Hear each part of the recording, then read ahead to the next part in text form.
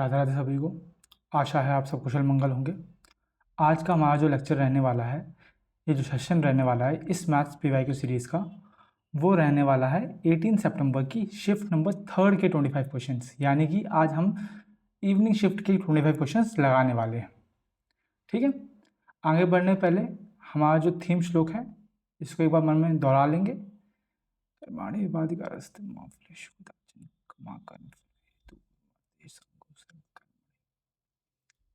और इसी श्लोक को प्रणाम करते हुए आगे बढ़ेंगे। चलते हैं आज के प्रथम यानी पहले क्वेश्चन की तरफ, जो कि रहने वाला है ये।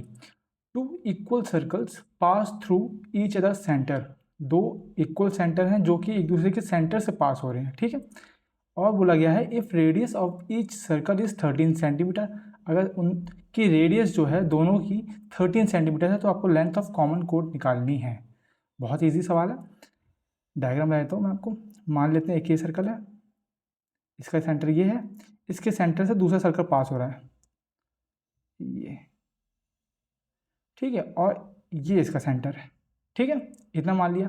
हमें कॉमन कॉर्ड निकालनी है, मतलब कि हमें ये इसकी लेंथ निकालनी है। और हमको बोल रखा है कि जो रेडियस है वो 13 है, मतलब ये 13 है, ये भी 13 है और ये भी 13 है। ठीक है, 13 हमें रेडियस दे रखी है। इसको O मान लेते हैं, इसको P मान लेते हैं, इसको M मान लेते हैं और इसको मान लेते हैं N। आपको पता है कि अगर जो कॉर्ड है वो हमेशा जो है 90 डिग्री पे बाइसेक्ट करती है और दोनों को इक्वल हाफ में बाइसेक्ट करती है जब वो गिरती है तो। ठीक है, तो ये अगर ये 13 है तो ये कितना हो जाएगा, ये 13/2 हो जाएगा। क्लियर। हम इसमें लगा देंगे पाइथागोरस थ्योरम। पाइथागोरस थ्योरम अगर लगाएंगे तो बोलेगा 13 स्क्वायर यानी कि OM का स्क्वायर जो है वो MN के स्क्वायर के इक्वल है प्लस ON के स्क्वायर के इक्वल है। ON हमारा कितना है, 13/2 है। इसको इधर भेजेंगे तो 169 माइनस 169/2 4 इक्वल्स टू MN का square.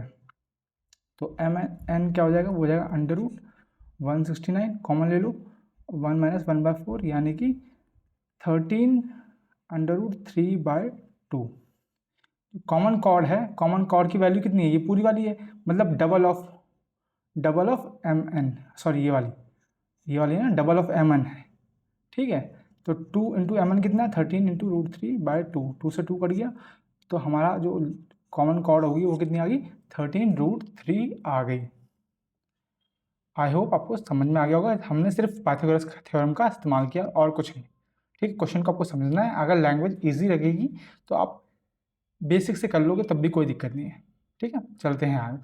If a 9 digit number 5x 79856y6 is divisible by 36, what is the negative value पूछा है यहाँ पे, negative value of √2x + y, जहाँ पे बोला गया है for the largest possible value of y की हमें सबसे बड़ी वैल्यू लेनी है और दे रखा है कि x y जो है वो नेचुरल नंबर है। तो अब देखो 36 से डिविजिबिलिटी का मतलब क्या है कि नंबर जो है वो 4 से भी डिविजिबल होना चाहिए, नंबर जो है वो 9 से भी डिविजिबल होना चाहिए। 4 × 9 = 36। 4 का डिविजिबिलिटी टेस्ट क्या बोलता है कि लास्ट के जो 2 डिजिट हैं वो डिविजिबल होना चाहिए 4 से, और 9 का बोलता है उनका सम। तो लास्ट के 2 डिजिट कौन से हैं, y और 6, तो y और 6 जो हैं वो 4 से डिविजिबल होने चाहिए। अब हमें साथ में ये बोला कि y की हमें सबसे लार्जेस्ट वैल्यू लेनी है, तो y की सबसे लार्जेस्ट वैल्यू क्या हो सकती है, 9 हो सकती है। तो अगर 9 पुट करते हैं तो 96 क्या 4 से डिविजिबल होंगे, बिल्कुल होंगे।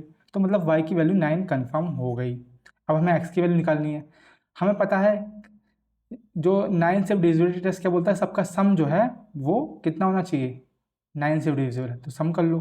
5 + 7 12 21 29 और 11 50 और 9 59 और क्या, सॉरी 55 हो गया ना, ये आ गया 12 21 29 34 40 46 + 5 9 55 प्लस x। अगर हमने यहाँ पे y की वैल्यू को 9 रख दिया तो ठीक है, ये जो है वो 9 से डिविजन होना चाहिए। तो भाई 55 में कितना जोड़ें कि 9 से डिविजन हो जाए, कितना जोड़ें, तो जाहिर सी बात है अगर हम 63 बना देंगे, मतलब कि 8 जोड़ देंगे तो ये 63 बन जाएगा। और वो 9 से डिविजिबल हो जाएगा। तो x कितना आ गया, 63 आ गया, x जो है 8 आ गया, y 9 है, x 8 है, हमें डाल दो इसमें डाल देंगे तो आ जाएगा 2 × 8 + 9 यानी कि 16 + 9 25, 25 का क्या होता है प्लस -5। हमें क्या निकालना है, हमें नेगेटिव वैल्यू चाहिए ना, नेगेटिव वैल्यू, तो नेगेटिव वैल्यू क्या आएगी -5। क्लियर, इजी था, बस क्वेश्चन को समझना था। अगर आपने क्वेश्चन समझ लिया तो इजी हो जाता आराम से। ठीक है, हमसे largest value possible value of Y पूछा है यहाँ पे, बस इस चीज़ का ध्यान देना है। यहाँ पे एक बार चीज़ दे दिया, बस हमने निकाल लिया। और डिविजिबिलिटी टेस्ट मैं आपको बोलता रहता हूँ कि डिविजिबिलिटी टेस्ट तो भाई याद होना ही चाहिए, बहुत इंपॉर्टेंट है, हर क्वेश्चन के लिए इंपॉर्टेंट हो जाते हैं, है ना। तो मैंने आपको बताया भी है कि 7, 9 और 11 का तो आप डिविजिबिलिटी टेस्ट याद करके रखो, ये इंपॉर्टेंट है। ठीक है, चलते हैं आगे। एना एंड बेन, दो बच्चे हैं, each have a collection of marbles, दोनों पास कंचों का कलेक्शन है। If Anna gives 1 marble to Ben, हमें मतलब एग्जैक्ट नहीं पता कि दोनों का कितने मार्बल, तो एना को मान लो ए, इसके बाद ए है, इसके बाद बी है। ठीक है, तो अगर एना ने एक मार्बल दे दिया बेन को तो दोनों के पास इक्वल नंबर ऑफ मार्बल हो गए। ठीक है, तो एना ने एक दे दिया और बेन के पास एक चला गया। ठीक है, यहाँ एक ये क्वेश्चन बन गई। कन्वर्सली, अगर if Ben gives 1 marble to Anna, she will end up 3 times the number of marbles Ben has. कहने का मतलब क्या है, अगर एना ने बेन ने एना को एक मार्बल दे दिया, 1 + 1 हो गया, तो उसके पास जो होगा 3 गुना हो जाएगा कितने, बेन का। तो बेन के पास एक दे दिया तो एक कम बचा, बस सॉल्व कर लो। यहाँ से निकालो, पहले ए की वैल्यू ए हो जाएगा b+2, ये आ गया b+2, इसकी वैल्यू इसमें डाल दो, पहले इसको सॉल्व करो, इसकी यहीं डाल दो सीधा, b+2 + 1 = 3b - 3, तो b+3 = 3b - 3, तो 2b = 6, b = 3। b अगर 3 है तो a कितना आ गया, a आ गया 5। हमसे पूछा क्या है, total number of marbles they both have, तो दोनों के पास कितना होंगे, 5 + 3 8। क्लियर, तो इक्वेशन फॉर्म करना भी इजी था, बस आपको समझना था कि एक्चुअली में बोला क्या है। एक इक्वेशन ये थी, एक इक्वेशन ये थी। ठीक है, चलते हैं आगे। अगला क्वेश्चन बोलता है, इफ a⁻b = 6⁻8 एंड b⁻c = 7⁻12, तो हमें a b c का रेशियो निकालना है। ऐसे क्वेश्चन मैं बहुत बार करा चुका हूँ। अगर a b और c, a इधर रखा है 6⁻8 और b और c इधर रखा है 7⁻12, तो आपको तो पता है कि b कॉमन है, b कॉमन है तो b को बराबर बना लो। बराबर कब हो गए, इनका एलसीएम ले लो, कितना आएगा, एलसीएम आएगा 56, इसको 7 से कर दो, इसको 8 से कर दिया, ये 56 एलसीएम आ गया 12 × 8 96 और 6 × 7 42। क्या कट रहे हैं, हाँ कट रहे हैं, ये 21 हो जाएगा, ये 28 होगा, ये 48 होगा। कौन सा ऑप्शन है, ये ऑप्शन नंबर डी आपका आंसर हो जाएगा। ठीक है, ये क्वेश्चन देखो इजी है, मार्क्स दे के जाता है। मैं यहाँ पर करके दिखा रहा हूँ, लेकिन आपको यहीं पे कर लेना है। ठीक है, ऊपर ही के ऊपर यहीं सॉल्व कर लो आप। चलते हैं आगे सिंप्लीफिकेशन का क्वेश्चन है। सिंप्लीफिकेशन के क्वेश्चन जितने इजी होते हैं उतने ही गलत होने के चांसेस होते हैं, क्योंकि हम जल्दीबाजी में करते हैं। तो इसमें ध्यान रखना 2 चीज़ों का, पहली चीज़ जल्दीबाजी में नहीं करना, ठीक है। दूसरी चीज़ जो है बॉडमास नियम का फॉलो करना है। ठीक है, तो पहले बोलता है ब्रैकेट, तो पहले ब्रैकेट सॉल्व करेंगे। तो 7 - 2 5 और 29 - 5 24। ठीक है, ब्रैकेट सॉल्व हो गया। ब्रैकेट के बाद ऑफ है नहीं, डिवीजन, तो डिवीजन ये वाला है, तो पहले ये करेंगे, कितना आ गया 3। ठीक है, उसके बाद मल्टीप्लिकेशन कहाँ है, ये रहा 30 आ गया, और 9 में से 30 गया तो कितना आया -21, बीच में क्या है प्लस, तो प्लस, तो -21 + 3 कितना आ जाएगा -18। देख रहे हो आप, यहाँ पे 18 भी है, यहाँ पे भी 18 है, लेकिन माइनस का साइन फर्क है। तो बस यही चीज़ आपको देखनी होती है। ठीक है, सिंप्लीफिकेशन के केस में बस ध्यान, थोड़ा सा 5 सेकंड एक्स्ट्रा ले लो, लेकिन भाई तसल्ली से करो, ये बहुत इंपॉर्टेंट होता है। ठीक है, चलते हैं आगे। A man can row a distance of 6 kilometre in 1 our.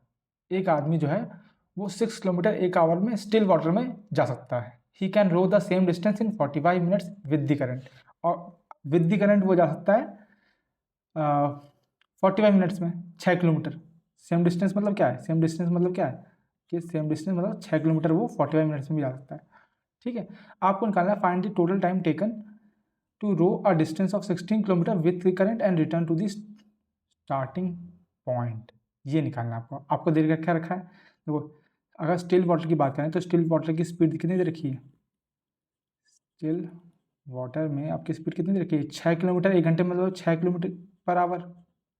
ठीक है, वहीं अगर करंट की बात करें तो करंट की स्पीड कितनी रखी है, वो 6 किलोमीटर जा रहा है लेकिन 45 सेकंड मिनट में 45, इसको पहले उसमें कर लेते हैं सेकंड में। ठीक है, कट करो, पहले इन दोनों का ये तो ऊपर पहुंच जाएगा ना, पहले इन दोनों कट कर लेते हैं।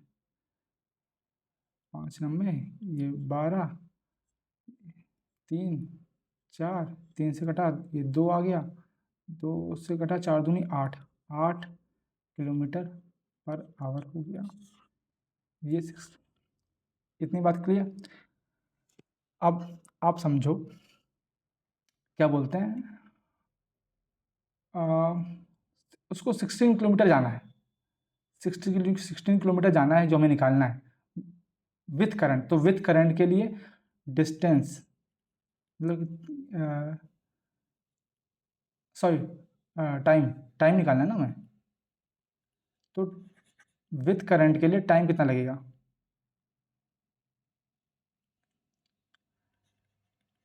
टाइम विथ करंट वाली स्पीड में।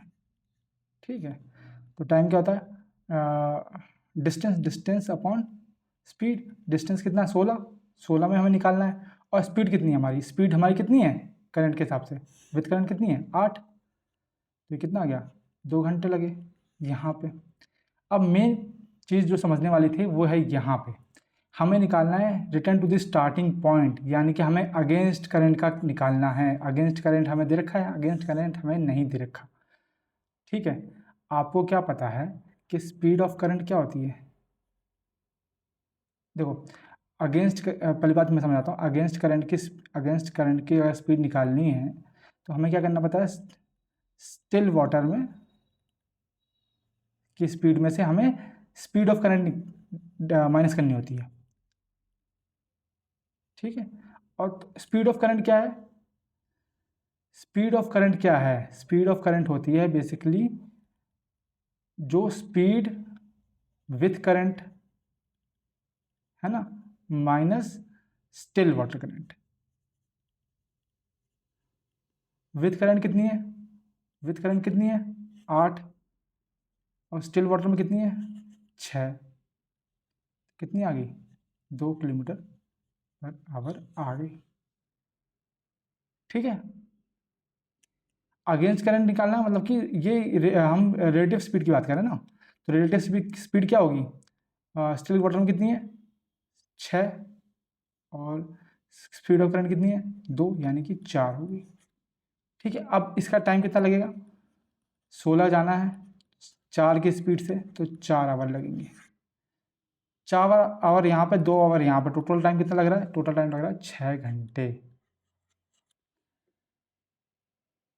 ठीक है, तो 6 घंटे इसका आंसर हो जाएगा। बस समझने वाली बात आपकी इतनी सी थी कि जब हमें रिलेटिव स्पीड निकालनी है तो हमें स्टिल वाटर में से स्पीड ऑफ करंट माइनस करनी थी। स्पीड ऑफ करंट जो है वो गिवन नहीं थी, स्पीड विथ करंट दे रखी थी। ये देखो स्पीड विथ करंट दे रखी थी, तो जब विथ करंट में से हम स्टिल वाटर माइनस करते हैं तो हमें स्पीड ऑफ करंट मिलती है। ये चीज़ आपको पता होनी चाहिए। और जब हम स्पीड ऑफ करंट को स्टिल वाटर में से माइनस करते हैं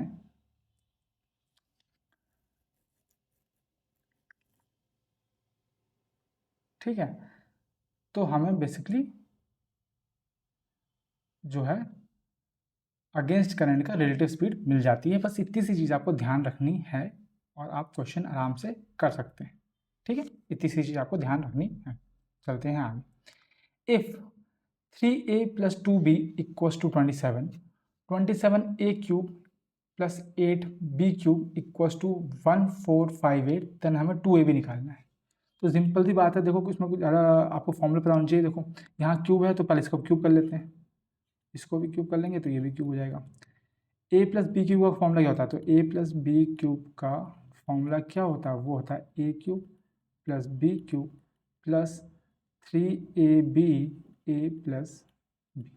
ये फॉर्मूला होता है, ये फॉर्मूला आपको पता होना बहुत ज़रूरी है।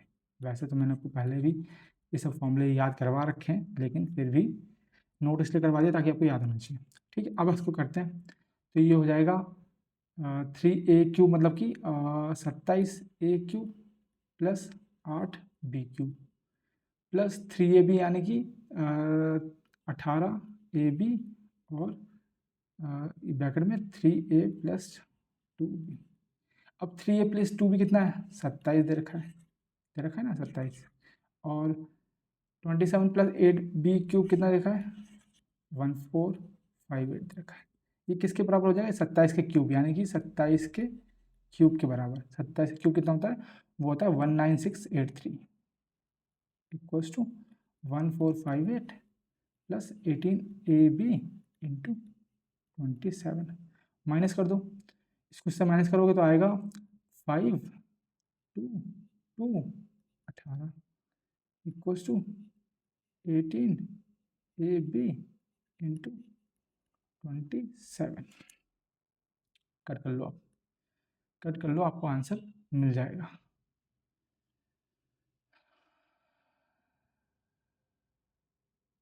तीन से तीन से कट कर लो पहले। 3 छक्के और 6 0 7 5।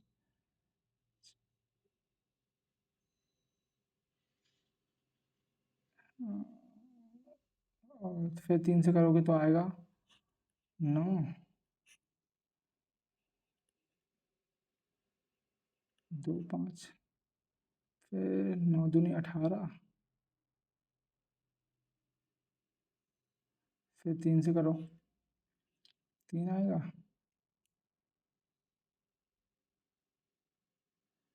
ये आ जाएगा 3 3 छक्के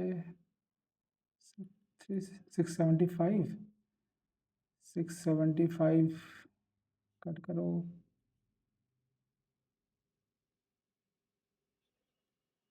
2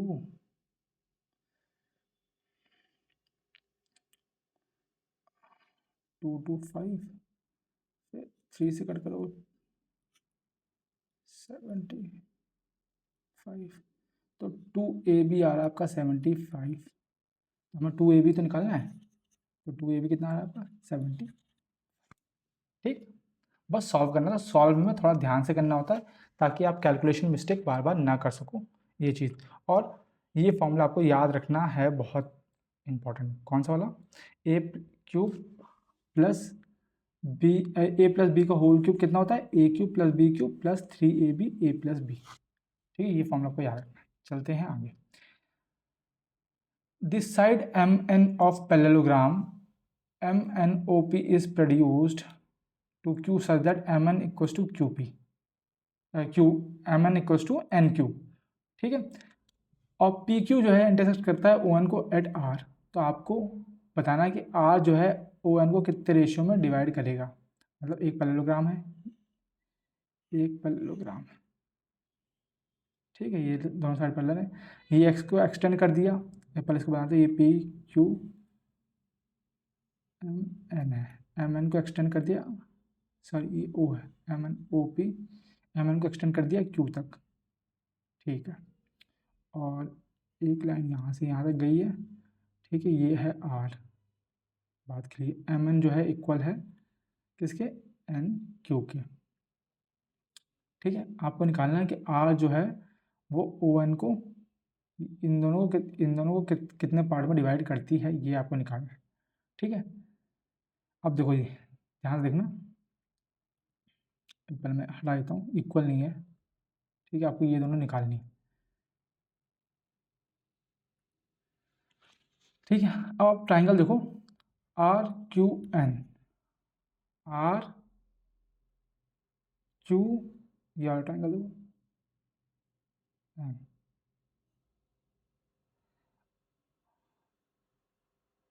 अब ये बड़ा वाला ट्राइंगल देखो, पी क्यू और एम, ये बड़ा वाला ट्राइंगल देखो, पी क्यू एम, ठीक है। देखो एंगल क्यू दोनों में कॉमन आ गया, ये तो कॉमन हो गया, क्लियर। और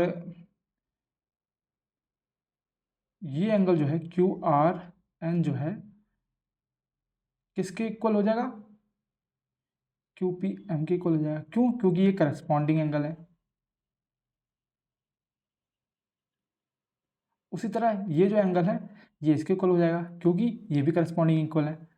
तो ये दोनों आपस में कॉन्ग्रुएंट नहीं, सिमिलर हो जाएंगे bye angle angle angle property. क्या हो जाएंगे? सिमिलर हो जाएंगे। अगर सिमिलर हो जाएंगे तो सिंपल सी बात है, इनकी साइड का रेशियो जो है आर एन जो है, अगर हम एन क्यू ले लें तो ये इक्वल हो जाएगा P M upon M Q के, अगर सिमिलर हो गए तो, ठीक है। और आपको पता है जो एम क्यू है, ये दोनों साइड, ये दोनों साइड, ये साइड जो है एम एन जो है, ये जो है इसके इक्वल है। तो एम क्यू क्या है, वो उसको हम कह सकते हैं two N Q, M Q के हम टू एन क्यू कह सकते हैं, बिल्कुल सही बात है। बस डाल दो, आर एन कितना है हमें नहीं पता, N Q equal to P M नहीं पता, और ये टू एन क्यू हो गया, एन क्यू से एन क्यू कट गया, तो इससे R N upon P M आपको पता लग गया कितना आ गया, 1/2 आ गया। आर एन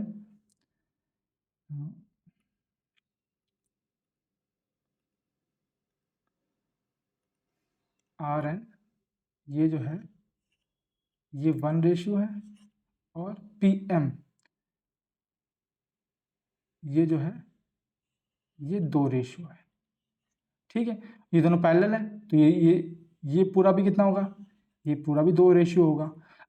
तो ये अगर 1 रेशियो है, ये 2 रेशियो है, तो ये कितना हो गया, ये भी 1 हो गया। तो दोनों कितने में डिवाइड कर रहे हैं, 1:1 में डिवाइड हो रहे हैं, क्लियर। तो बस ऐसे क्वेश्चन बेसिक से मैंने समझाया है, लेकिन ऐसे क्वेश्चन आपको दिमाग में रखना है कि इन चीज़ों को आपको, ये ऑलरेडी आपको समझना है कि दोनों जो हैं ये कॉन्ग्रुएंट हो, ये सिमिलर हो जाएंगी आपस में, ये दोनों ट्राइंगल। और उसके बाद आपको बस साइड निकाल के आपको रेशियो पता होना चाहिए, ठीक है। तो ये क्वेश्चन जो है आपको बिना देखे मतलब कि समझ के तुरंत ही कर देना चाहिए, ठीक है। ये आप सॉल्व करते नहीं रहोगे, ये मैं बेसिक से समझा रहा हूँ इसलिए मैंने आपको सॉल्व करके दिखाया, ठीक है। आगे चलते हैं।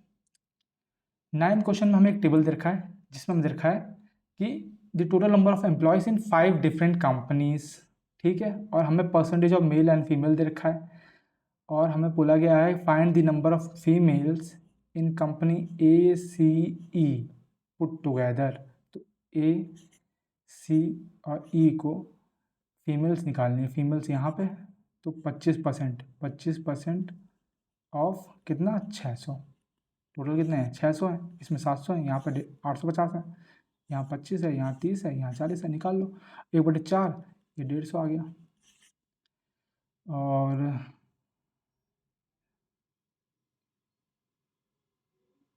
ठीक है, ये आ जाएगा 3/7, 30/100 इंटू 700, 210, 40/100 इंटू 850, 85 दूनी 340, ये आ गया। जोड़ दो इनको, जोड़ना ही था, 10, 340, 007, 700, 700 हमारा आंसर। बस सिंपल था, कोई कैलकुलेशन नहीं, इतनी खास कोई कैलकुलेशन नहीं। अगर आप फास्ट है, मैंने यहाँ पर 25/100 लिखा है ना, आप एक बार 4 दिमाग में सोच सकते हैं, और फिर इसको 4 से डिवाइड कर सकते हैं, और इजी, ठीक है। तो सिंपल सी बात है, आप एक चीज़ समझ लो कि जितना ज़्यादा आप क्वेश्चन प्रैक्टिस करोगे उतनी ज़्यादा आपकी कैलकुलेशन फास्ट होगी, जितनी ज़्यादा कैलकुलेशन फास्ट हो जाएगी उतना आप ये क्वेश्चन देख के ही मन में ही इसका आंसर निकाल लोगे, भाई यहाँ 150, यहाँ 210, यहाँ पर 340, और फटाफट आप ऐड कर दोगे। तो प्रैक्टिस ज़रूरी है, ठीक है। आपको कितने क्वेश्चंस आते हैं, कितने आपने कॉन्सेप्ट सीखे हैं, वो इम्पॉर्टेंट है, लेकिन उससे डबल इम्पॉर्टेंट, ट्रिपल इम्पॉर्टेंट जो है वो प्रैक्टिस है, ठीक है। ये चीज़ आपको याद रखनी है। चलते हैं आगे। आगे हमें सिंप्लीफिकेशन करने को बोल रहा है, ठीक है। तो आपको पास दिख रहा, साफ साफ दिख रहा होगा कि भाई ये 2x² है, ये 3y² है, और ये 2a भी होगा कम से कम। तो ये क्या बन जाएगा, ये बन जाएगा आपका 2x - 3y का होल स्क्वायर, और नीचे क्या है 3y - 2x है। अगर हम इसमें से माइनस कॉमन ले लें, अगर इधर से माइनस कॉमन ले लें तो ये उल्टा हो जाएगा, समझ रहे हो। अगर यहाँ से माइनस कॉमन ले लें तो ये 2x - 3y हो जाएगा। इससे ये कट गया, ये माइनस बचा, और 2x - 3y बचा। तो ये क्या हो जाएगा 3y - 2x। Option number A, B वाला। क्लियर। तो ये चीज़ आपको पता होनी चाहिए, इजी था, कुछ नहीं था। हमें यहीं से दिख गया कि ये 2x² बन रहा है यहाँ पे, ठीक है, यहाँ पे 3y बन रहा है, और ये 2a भी है। सिंपल सी बात है, यहीं दिख गया हमें, है ना। तो ये चीज़ आपको ध्यान रखनी है, ठीक है। चलते हैं आगे। Sine A equals to sine B क्या होता है, ये डायरेक्ट फॉर्मूला पूछ लिया आपसे, ठीक है। आपको पता है कि 2 साइन ए साइन बी क्या होता है, वो होता है cos A minus B minus cos A plus B.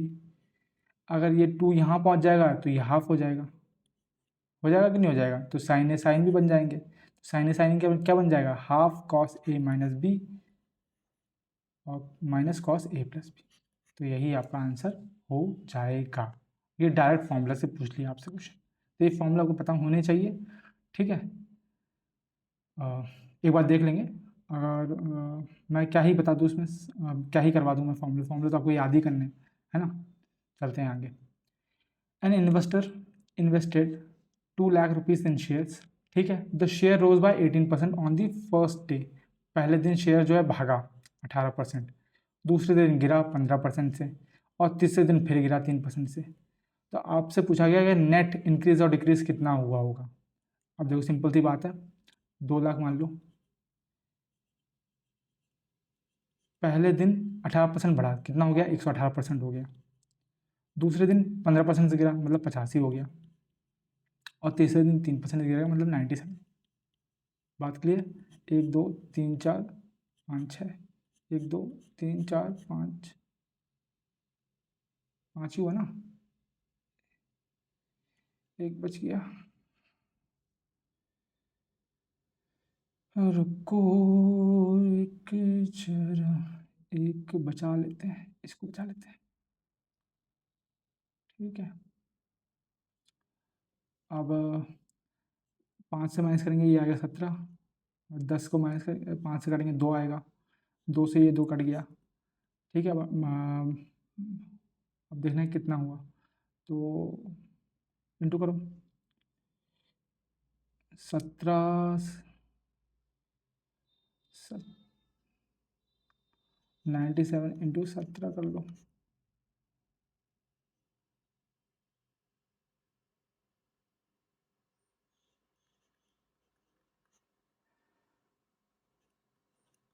और फिर 118 कर लो।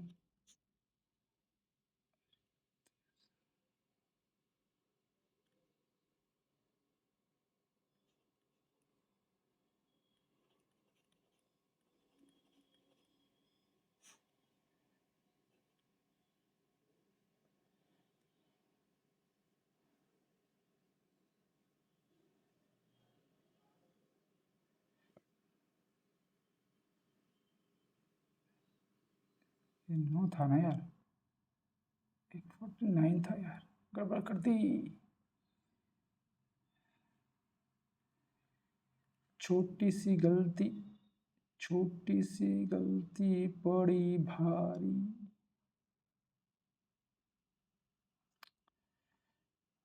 हम्म,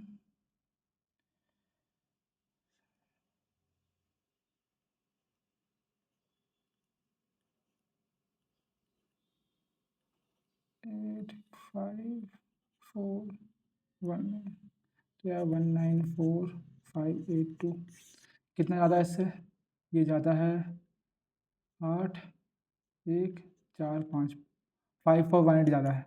तो कितना परसेंट होगा भाई, 2 लाख इंटू 100, तो ये दिख रहा होगा 5 चौको, है ना, और ये कितना 25 लगभग, मतलब 2.5% लगभग, है ना, और ये घटा है, माइनस हुआ है, 2 लाख से इतना हो गया तो माइनस हुआ है, तो इंक्रीज वाला तो पहले ही कट गया, डिक्रीज हुआ है 2.5, मतलब कि लगभग 2.7 के आसपास। ये आंसर आपका सही हो जाएगा। ठीक है, बस अप्रॉक्स लेके चलें और कुछ नहीं किया हमने। चलते हैं आगे। अगला क्वेश्चन भी हमें टेबल का दे रखा है, हमें एक कंपनी का एक्सपेंडिचर दिखा रखा है ओवर द ईयर्स। हमसे पूछा गया है the total amount of bonus paid by the company during the given period is what percent of the total amount of fuel and transport paid. तो बोनस यहाँ पे है, फ्यूल एंड ट्रांसपोर्ट यहाँ पे है, ऐड कर लो। इसको ऐड करेंगे तो आएगा 0,521, ठीक है, और ट्रांसपोर्ट ऐड करो, ये कितना है 377। तो भैया 2,150,773 का कितना परसेंट है, ये हटाएंगे तो 2 जीरो कट जाएंगे, सिंपल सी बात है। तो 773 जो है 2,150 कटो, दूजा 1,546, 2 तो आया तो मतलब 3 वाला ऑप्शन कट, ठीक है, और 3 है कि 9 है, कितना बचा देखते हैं, 6,040, तो 3 तो हो नहीं सकता, तो 9 ही होगा, तो 9 ही आपका आंसर सही हो जाएगा। क्लियर मेरे भाई, तो 2.9 आपका आंसर आ जाएगा, है ना। ये हम मतलब कि सिर्फ गेस लगा रहे हैं, मुझे 773 का टेबल नहीं पता, पर मुझे पता है कि 773 का 3 तो नहीं होगा, ये 6,000, है ना, तो जाहिर सी बात है। और 773 का 10 टाइम्स कितना होगा, 7,730 हो जाएगा, तो जाहिर सी बात उसके पास लगा, तो 2.9 ले लिया मैंने, तो 2.9 वाला एक ही ऑप्शन है, बस बात खत्म। If we extend a chord infinitely on both side then the chord becomes क्या, टेंजेंट।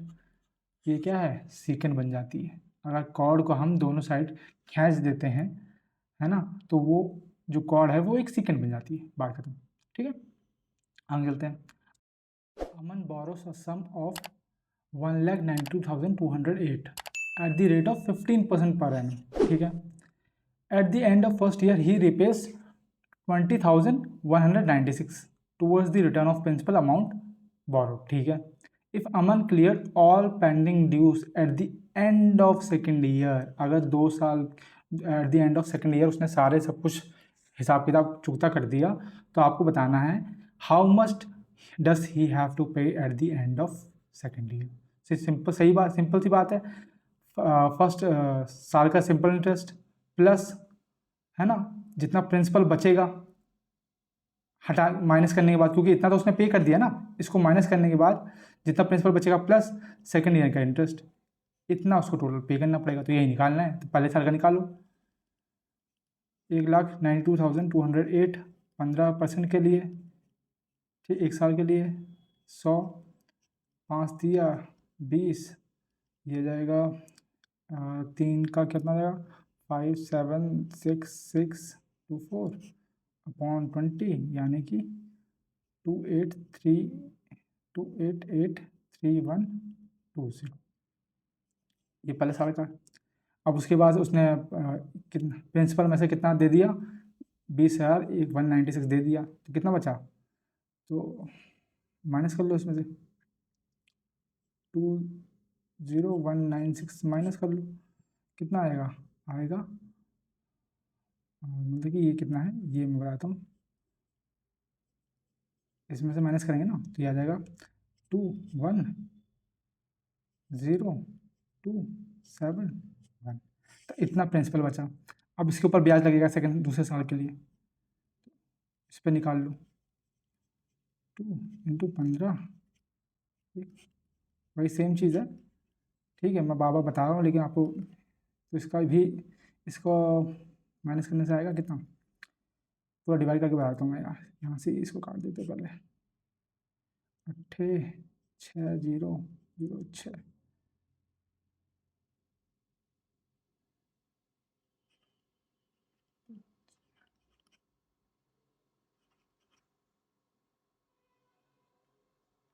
यहाँ आप तीनों को जोड़ दो, 172012, उसमें 28,831.20 और फिर 25,801.80 जोड़ दो, 0,0,5,4, 4,5 कहाँ है, यही वाला,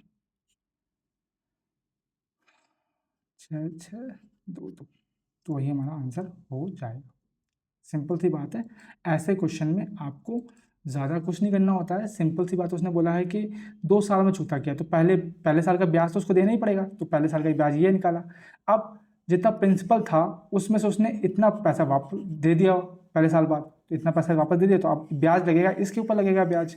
अगर इसके ऊपर ब्याज लगेगा तो दूसरे साल का ब्याज कितना हुआ, दूसरे साल का ब्याज इतना हुआ, पहले साल का इतना था, तो तीनों को जोड़ दो, इतना पैसा उसको देना है, तीनों को उसमें जोड़ दिया, तो हमें आंसर मिल गया। ठीक, बस यही क्वेश्चन था। आगे चलते हैं।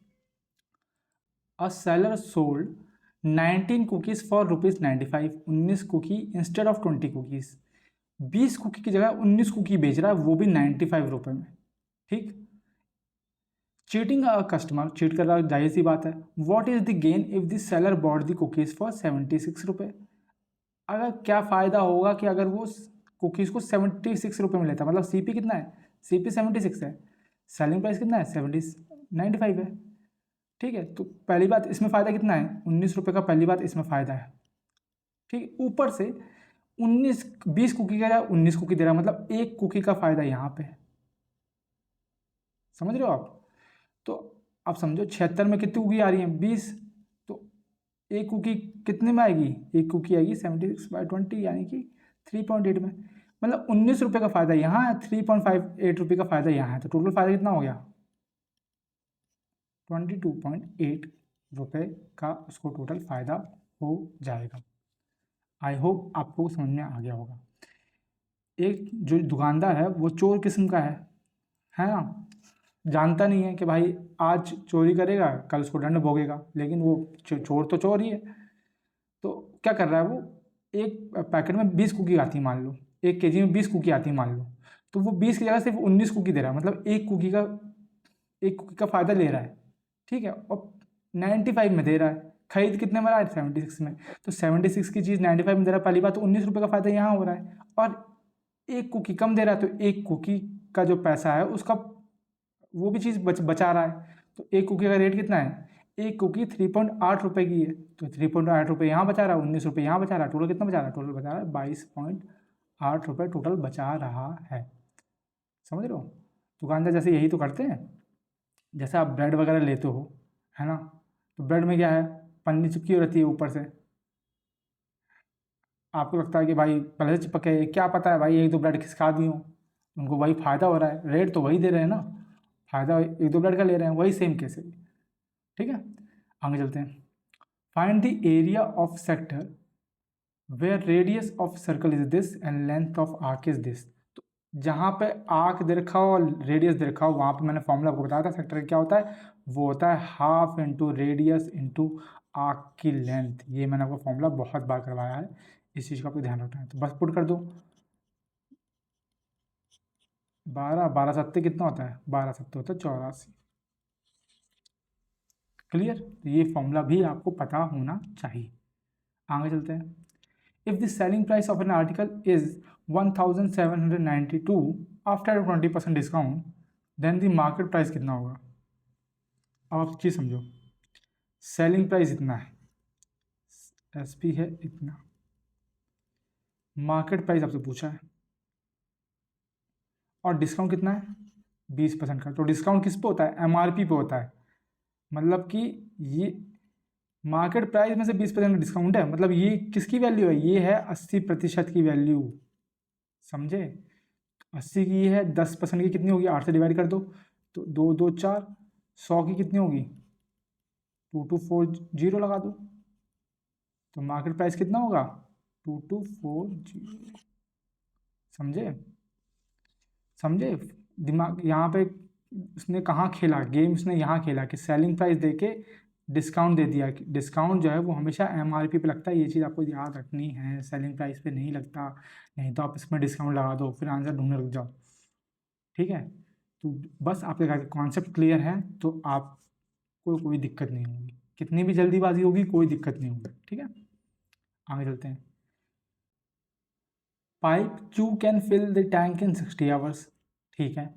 Pipe R can fill the tank, pipe Q कितना 60 घंटे में, पाइप R जो है वो 45 घंटे में, बात सही है। Q and R are open for 6 hours, दोनों को 6 घंटे के लिए खोल दिया गया। आफ्टर विच पाइप W, तीसरा पाइप आ गया, उसके बाद जब 6 घंटे खोल दिया उसके बाद तीसरा पाइप W आया, which is also open to empty the tank. अब तीसरा जो है उल्टा काम करता है, ये दोनों भर रहे हैं, ये खाली कर रहा है, ठीक। All the 3 pipes are open simultaneously for 24 hours, तीनों पाइप जो है 24 घंटे चलते रहे और तब जाके हाफ लेवल मार्क यानी कि आधी टंकी भर पाए। कितनी? आधी टंकी भर पाए। आपसे पूछा है कि अगर डब्लू को मौका मिले पूरी टंकी भर जाए उसके बाद खाली करने का, तो वो कितने घंटे में खाली कर देगा, ये आपसे पूछा है, डब्लू का पूछा, ठीक है। अब देखो यहाँ डब्लू का ये नहीं बताया कि डब्लू इतने घंटे में खाली कर रहा है, मतलब एफिशिएंसी नहीं दे रखी है, समझ रहे हो। मतलब कि क्यू आर और डब्लू, क्यू की हमें पता है 60 घंटे में भर रहा है, आर की हमें पता है 45 घंटे में, डब्लू की नहीं पता, तो हमें क्यों एक्स एग्ज्यूम करना पड़ेगा। अगर हम एक्स एग्ज्यूम करेंगे तो हम यहाँ पे एलसीएम लगा के वो चीज़ नहीं कर पाएंगे, तो यहाँ पे आप हमें करना है, यहाँ पे आप एफिशिएंसी निकालनी है 1 घंटे की। अगर 60 घंटे में क्यू पाइप पानी भरता है तो 1 घंटे में कितना भरेगा, 1/60। ये कितना भरेगा, 1/45। और ये कितना भरेगा, 1/x। समझे। अगर एक पाइप जो है वो 5 घंटे में पानी भरता है ना, तो 1 घंटे में कितना भरेगा, 1 घंटे में 1/5 ही तो भरेगा, समझ रहे हो। तो वही लॉजिक मैंने यहाँ पे भी लगाया है, और कुछ मैंने एक्स्ट्रा यहाँ पे नहीं किया है, कोई भी रॉकेट साइंस यहाँ पे नहीं इस्तेमाल करी है, ये चीज़ आपको ध्यान रखनी, ठीक है। अब इतनी चीज़ हमें पता चल गई, उसके बाद यहाँ समझो, यहाँ आपसे बोला गया कि शुरू में Q और R जो थे वो 6 घंटे के लिए खुले रहे, तो 6 घंटे में कितना कर दिया उन्होंने काम, 6 घंटे में उन्होंने एफिशिएंसी किया है, एक की 1/60 है, एक की 1/45 है, इन दोनों चलते रहे एफिशिएंसी से। एलसीएम ले लो, एलसीएम 180 आएगा, 6 तो है ही, और 3 + 4, 4 + 3 आएगा यहाँ पे, यानी 7, ये कटेगा 30, तो 7/30 जो है काम उन्होंने कर दिया। 7/30 काम कर दिया, उसके बाद डब्लू पाइप जो है वो शामिल हुआ, समझे। तो और फिर वो आधा भर पाए, तो आधा में से 7/30 काम कर दिया, तो कितना काम बचा, एलसीएम लो, 15 - 7/30 यानी कि 8/30 यानी कि 4/15, 4/15 काम बचा, जो कि किसको करना था, तीनों पाइप को करना था, 3 पाइप्स, ठीक है, जिसमें दो क्या है, दो भर रहे हैं और तीसरा वाला जो है डब्लू वाला जो है वो खाली कर रहा है, ये चीज़ आपको समझा दी।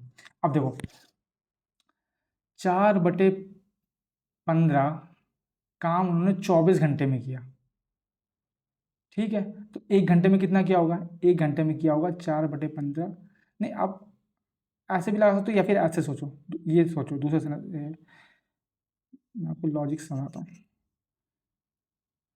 इतना आपको दिमाग लेने की जरूरत नहीं है। तो वो 4/15 काम बचा है जो कि तीनों पाइप ने करना है, तो तीनों पाइप जो हैं 4/15, तीनों पाइप किसके एफिशिएंसी करेंगे, 1/60 प्लस 1/45 प्लस 1/x, और इनको कितने घंटे लगे काम करने में, 24 घंटे लगे, तब जाके इतना काम कर पाए। समझ में आया लॉजिक, लॉजिक यही था, ये इतना काम बचा था, 3 पाइप को करना था, लेकिन ये इनके 1-1 घंटे की एफिशिएंसी थी, लेकिन वो तीनों पाइप खुले कितने घंटे के लिए रहे, 24 घंटे के लिए रहे, तब जाके हाफ लेवल मार्क तक पहुँचे। तो 24 घंटे के लिए हमने खोल दिया इनको और इतना पहुँचे, बस सॉल्व कर लो, 4 से कटा 6, एलसीएम ले लो, ये आएगा 7/180 प्लस 1/x, ये आ जाएगा 6 को इधर भेज दो तो 15 छक्के 90, 90 आ जाएगा, तो 1/x कितना आ जाएगा, एलसीएम लोगे तो आप आएगा 7 - 2/180 यानी कि 5/180, यानी कि x कितना आ गया, x आ गया 36, x 36 आ गया, मतलब x जो है 36 घंटे में खाली करेगा। x की एफिशिएंसी कितनी आ गई, 36, ठीक है, 36x की एफिशिएंसी है, ठीक है। तो अगर 1/, तो कितने घंटे लगेंगे, 36 घंटे लगेंगे, बात खत्म, सिंपल सी बात, इतना समझाओ। एक्स जो है कितने घंटे में भाई पानी खाली कर देगा, 36 घंटे में, बस यही चीज़ हमें निकालनी थी, एक्स की एफिशिएंसी निकालनी थी, ठीक है। तो यही आपसे पूछा गया है। चलते हैं आगे, ठीक है, समझ में आ गया होगा आपको। एक बार मैं वापस रिपीट कर देता हूँ। इस क्वेश्चन में हमें एक यूनिक वे से हमें क्वेश्चन पूछा गया है, हमसे पूछा गया है कि पी जो है 60 घंटे में भरता है, आर जो है 45 घंटे में भरता है, और एक टंकी को भरना है। तो पहले क्यू और आर पाइप को खोल दिया, 6 घंटे खुले रहे, 6 घंटे खुले रहे, तब तीसरा पाइप डब्ल्यू आ गया, उसको खोल दिया, और ये डब्ल्यू का काम क्या था, दोनों पाइप भर रहे हैं पानी, ये पाइप खाली कर रहा है, हरामी पाइप था ये। और इसकी हमें एफिशिएंसी नहीं दे रखी, पहली बात इसकी एफिशिएंसी नहीं दे रखी। अगर एफिशिएंसी दे रखी होती तो हम इसका एलसीएम निकाल के टोटल वर्क निकालते और फिर उसमें एफिशिएंसी में से डिवाइड कर देते, वो हमें दे नहीं रखा। हमसे बोला है कि तीनों पाइप जो हैं जब साथ में थे तो 24 घंटे काम की, और 24 घंटे काम करके ये आधे टंकी भर पाए, आधी टंकी भर पाए, ठीक है। हमने मान लिया कि क्यू ने 60, क्यू जो है 60 आवर्स लगाता है, आर 45, डब्ल्यू पता नहीं तो हमने एक्स मान लिया। तो 1 घंटे में कितना करते होंगे, 1 घंटे में 1/60, 1/45 और 1/x, बात खत्म। 1 घंटे में ये काम क्यू और आर जो हैं, ये दोनों जो हैं, ये आपको पता है 6 घंटे चले स्टार्टिंग में, जब डब्ल्यू नहीं था, तो 6 घंटे में चलाया, तो कितना काम कर दिया उन्होंने, 7/30 कर दिया। तो मतलब कि आधी टंकी में से 7/30 टंकी तो है क्यू और आर ने भर दी, तो बची कितनी, 4/15 बची। 4/15 टंकी जो है वो तीनों पाइप को भरनी थी, और कितने पाइप कितने घंटे में भरी, 24 घंटे में। तो 24 घंटे में उन्होंने तीनों ने जो टंकी भरी, उससे हमें एक्स की पता चली कि एक्स की एफिशिएंसी कितनी है, 36 है। तो मतलब एक्स क्या है, 36 घंटे में खाली या भरेगा पाइप। तो यहाँ पे खाली का पूछा है, तो खाली भी 36 घंटे में ही करेगा, ठीक है। चलते हैं आगे। हमें 20th में एक टेबल दे दिया, हमसे बोला गया कि this table represent the number of scooters manufactured by 4 companies A B C and D from period 212 to 215, ठीक है। हमसे बोला गया the average number of scooter produce by the company D company जो प्रोड्यूस कर रही है वो is what percentage more than the combined average of the scooters produce by the 3 companies A B C. तो जो डी कंपनी का average है वो इन तीनों कंपनी के कंबाइंड एवरेज से कितना प्रतिशत है, ये आपसे पूछा है। तो पहले डी का निकालो, सम करो, 0, 5, 2, 4, एवरेज निकालो, एवरेज कितना है, 4 से डिवाइड करना पड़ेगा, 1062.5। Is that clear. अब ए बी सी का निकालो, ए बी सी है, इसका सम करो, 0813, इसका करो 0903, इसका करो 0513, ठीक है। इसको जोड़ लो, इनको जोड़ेंगे अगर तो आएगा आपका 0249, इतना आ गया। अब इसका कंबाइंड एवरेज पूछा है ना, कंबाइंड एवरेज के लिए इसको कितना है, तो 4 इधर 4 इधर 4 इधर, 12 से डिवाइड करना है, तो 12 से डिवाइड कर लो, आएगा 785 आ गया। तो 785 इससे कितना ज़्यादा है, इससे ज़्यादा है 5, 7, 2, सॉरी 7, 2, 27.5। तो इसका कितना परसेंटेज है, तो 227.5 जो है वो 785 का कितना परसेंट है, कितना होगा, एक हटाएंगे तो एक लग जाएगा, तो 785 डिवाइड बाय 22750, ठीक है। तिरका 75 3 का कितना हो जाएगा, ये आ जाएगा 3 से ही कटेगा ना, तो 3 वाला देखो, ये तो 5 वाला ऑप्शन है, ये 2 वाला है, ये 4 वाला है, तो सब गलत हो गए। एक ही ऑप्शन जो है हमारा सही हुआ, क्योंकि 3 से ही कट रहा है ये, ठीक। तो बस हमें आगे कैलकुलेशन करने की ज़रूरत नहीं है, जब हमें आंसर ऑलरेडी मिल गया है, ठीक है। तो ये चीज़ें आपको फास्ट बनाएंगी कि आप कैलकुलेशन पूरी ना करके ऑप्शन के थ्रू एलिमिनेट कर रहे हो, ठीक है। आपको दिख रहा है कि जो शुरुआत है क्वेश्चन की वो 3 से हो रही है, तो आपने क्या किया, आपने वही चीज़ दिमाग लगा ली, समझ रहे हो? आपने देखा कि 3 से स्टार्ट हो रहा था, तो वही हमारा आंसर हो गया। क्लियर? आगे चलते हैं। आगे हमें एक एक्सप्रेशन दे रखा है, हमें निकालना है कि इसकी क्या वैल्यू होगी। ठीक है, सेक इसको रेशनलाइज कर लो, सिंपल सी बात है। ठीक है, ये हो जाएगा, ये इसको इधर भेजेंगे, इसको इधर भेजेंगे, तो ये जाएगा सेक थीटा प्लस 1 का whole square plus sec theta minus 1 का होल स्क्वायर, और ये A plus B A minus B हो जाएंगे, तो ये हो जाएगा सेक स्क्वायर थीटा माइनस 1 का स्क्वायर। ये स्क्वायर से ये स्क्वायर से ये स्क्वायर कट जाएगा। ठीक है, तो ये हो जाएगा sec theta plus 1 plus sec theta minus 1। ऊपर तो कट गया, लेकिन नीचे तो रहेगा ही रहेगा। Sec square theta minus 1, minus one cut गए, ये 2 सेक थीटा, और सेक थीटा माइनस 1 कितना होता है, टेन स्क्वायर होता है। इसकी क्या है, टेन स्क्वायर होता है। स्क्वायर से ये कट गया, तो ये नीचे 10 आ गया। ठीक है, ये 2 सेक यानी कि 2 बाय कॉस, और ये sine by cos, cos cos cut गया, तो 2 अपॉन साइन आ गया। 2 अपॉन साइन क्या होता है, 2 अपॉन 2 इंटू कॉस थीटा होता है। आई होप आपको समझ में आ गया होगा। वेरी मतलब कि बहुत ही सिंपल तरीके से, बेसिक से मैंने आपको बताया। ठीक है, वैसे तो आपको ये प्रॉपर्टी याद होनी चाहिए, लेकिन अगर आपको सपोज नहीं भी याद है, तो आप बेसिक से भी करोगे तब भी कोई दिक्कत नहीं है। ठीक है, चलते हैं आगे। फिर से हमें एक इक्वेशन दे रखी है ना, एक एक्सप्रेशन दे रखा है, हमें सॉल्व करना और हमें वैल्यू निकालनी है। ठीक है, आप देखो, साइन स्क्वायर 26 है, यहाँ पे 64 है, एक को चेंज कर लो, तो आपको पता है साइन 90 माइनस थीटा क्या होता है, कॉस थीटा, तो ये बन जाएगा कॉस स्क्वायर 64 बन जाएगा। यहाँ 32 है, यहाँ 58 है, एक को चेंज कर लो, तो ये साइन स्क्वायर 32 बन जाएगा। क्योंकि आपको पता है साइन 90 माइनस थीटा क्या होता है, ये कॉस थीटा होता है, और कॉस 90 माइनस थीटा क्या होता है, ये साइन थीटा होता है। बस इतनी सी चीज़ है।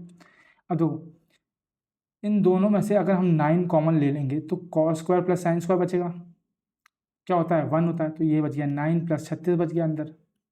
समझ में आया? और इधर में से -7 अगर कॉमन ले लेंगे, तो ये भी cos square plus sine square यानी कि sine square plus cos square बचेगा, तो ये भी 1 हो जाएगा। तो इधर क्या बचेगा, 32 माइनस 7, ये कितना आया 45 या 25, ये 5 का होता है, और 45 कितना होता है, 9 पंचे यानी 3 × 5। ठीक है, तो कौन सा ऑप्शन हो जाएगा, ऑप्शन हो जाएगा हमारा ये पहला वाला। आई होप आपको क्लियर हो गया होगा। हमने कुछ नॉर्मल जो बेसिक फॉर्मूला है जो सबको पता होगा, वही हमने यूज़ किया है। क्या, sine square theta plus cos square theta क्या होता है 1, sine square theta plus cos square theta क्या होता है 1। क्योंकि इसमें से हमने -7 को कॉमन ले लिया, किसको कॉमन ले लिया, -7 को। यहाँ पे हमने 9 को कॉमन ले लिया, 9 दिख रहा है आपको, यहाँ पे भी है 9, यहाँ पे भी, तो 9 को हमने कॉमन ले लिया। ठीक है, चलते हैं आगे। Find the average of 125 natural number. बहुत ही सिंपल सवाल, एवरेज पूछा है। ये ऑड नंबर है, तो ऑड का एवरेज क्या होता है, n+1/2। 125 + 1/2 यानी कि 126/2 क्या होता है 63। एवरेज पूछा है। ठीक है, average of square, average of cube, ऐसा कुछ नहीं पूछा, सिंपल एवरेज पूछा है, बस निकाल लो। ठीक है, अगर इवन होता तो उसका फॉर्मूला क्या बनता है, n/2 बनता। ऑड है इसलिए n+1/2 है। समझे? आते हैं आगे। There is a constant growth rate in every year in the production of a company as seen in the given table। बिल्कुल सही है। 2018 में इतना था, 2019 में इतना है, 20 में पूछा है हमसे कितना होगा। 20 में हमसे x की वैल्यू पूछी, सिंपल सी, मतलब x की वैल्यू पूछी मतलब 20 में कितना होगा। अब देखो, हमें ऐसे क्वेश्चन के लिए हमें आपको बोला है कांस्टेंट रेट है, रेट कांस्टेंट है, तो हमें इसका रेट निकालना पड़ेगा। अब देखो, ये इससे कितना ज़्यादा है, 0.018 इतना ज़्यादा है, तो 1800 ज़्यादा है किस पे, 9000 पे। तो रेट निकल जाएगा इससे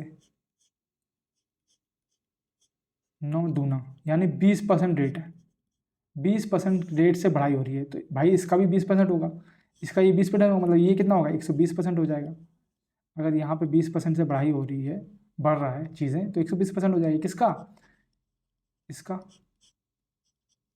कर लो, 12 90, 12 8 96, 12 12